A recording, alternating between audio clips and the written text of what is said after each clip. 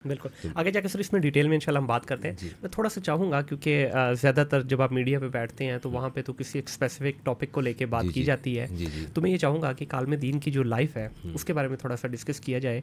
Kindly थोड़ी-सी इस पे रोशनी डालिएगा कि आपकी जो इनिशियल लाइफ़ है कहाँ पैदा हुए, एजुकेशन हुँ। कहाँ से थी? थोड़ा-सा दुनियावी हवाले से जी, बात कर जी। लें फिर हम दीन पे भी आते हैं। जी, मैं अर्ज़ करता हूँ, मैं मेरी जो पैदाइश है वो लाहौर में हुई और बिडन रोड पे हुई। सही, मेरे वालिद साहब स्कॉलर थे, शेख़ुल फ़िक़्ह थे और माशाल्लाह, बहुत बड़े आलिम दीन थे, माशाल्लाह। नेशनल फ़िगर थे। और मैंने इब्तदाई तालीम जो है वो कैथेड्रल से ली, अपने इंग्लिश मीडियम स्कूल से ली।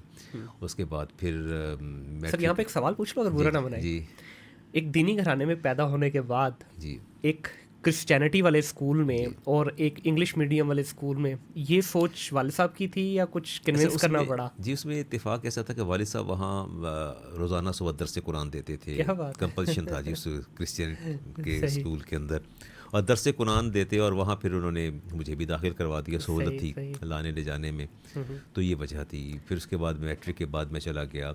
मैट्रिक मैंने लाहौर बोर्ड से किया, फिर मैं भेरा चला गया। ठीक है। जस्टिस करम शाह भेरवी रहमतुल्लाह ताला अलैह, वहाँ मैंने अपनी जो दुनियावी तालीम, दीनी तालीम मैंने अपनी मुकम्मल की। सही, वहाँ दौरा हदीस जो था हमारा, जो दरसियात का जो है वो पूरा मैंने वहाँ लिया, और उसके बाद वापस मैं लाहौर आया। लाहौर आने के बाद फिर मैंने मास्टर्स किया उर्दू में, फिर मैंने मास्टर्स किया इंग्लिश में, फिर मैंने माशाल्लाह, मास्टर्स किया पंजाबी में, फिर मैंने मास्टर्स किया इस्लामिक स्टडीज़ में। क्या बात है! उसके बाद फिर मैं गवर्नमेंट ऑफ पंजाब औकाफ डिपार्टमेंट में मैंने जॉब शुरू की, और वहाँ एक इदारा था दाता दरबार पर, जी, जामिया हजवेरिया। तो सही। उसको उस पर मैं एज ए प्रिंसिपल वहाँ अपॉइंट हुआ, और एग्जीक्यूटिव ऑफिसर।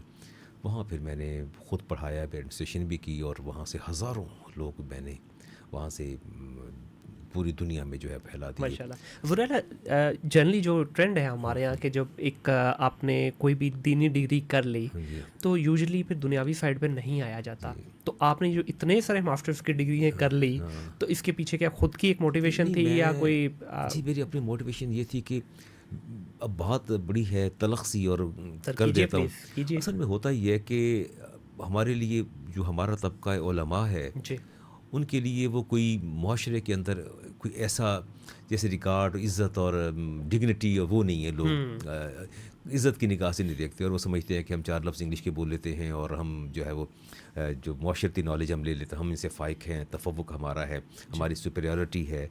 तो मुझे वो तकलीफ़ देती थी हमेशा वो चीज़, हुँ, कि जब किसी को मौलवी कह के बुलाना और उसके बाद उसको जी। डिमोरलाइज़ करना, डिग्रेड करना, तो मैं दिल में कहता था कि नहीं, मैं इनके लेवल पर जाऊँगा और फिर इनसे बात करूँगा। हुँ, फिर मैंने ये सारे उलूम हासिल किए, और मैं अल्लाह का लाख लाख शुक्र है कि कभी किसी मैदान में मैं बीट नहीं हुआ, और एक अल्हम्दुलिल्लाह। मैंने बड़े अच्छे ग्रेड में और बड़ी अच्छी पोस्ट पे रहा।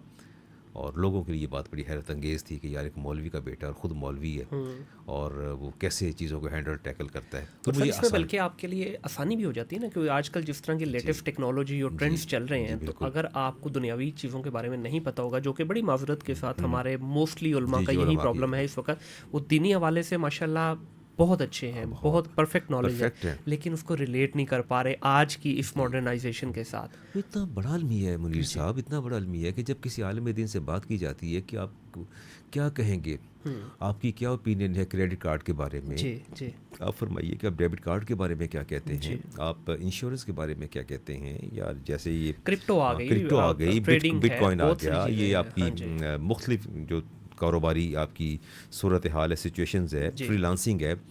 अब जब उनसे बात की जाती है तो वो बिल्कुल नहीं जवाब दे पाते, हाँ जी अंडरस्टैंड ही नहीं करते, और जब अंडरस्टैंड नहीं करेंगे तो आगे रहनुमाई क्या करेंगे।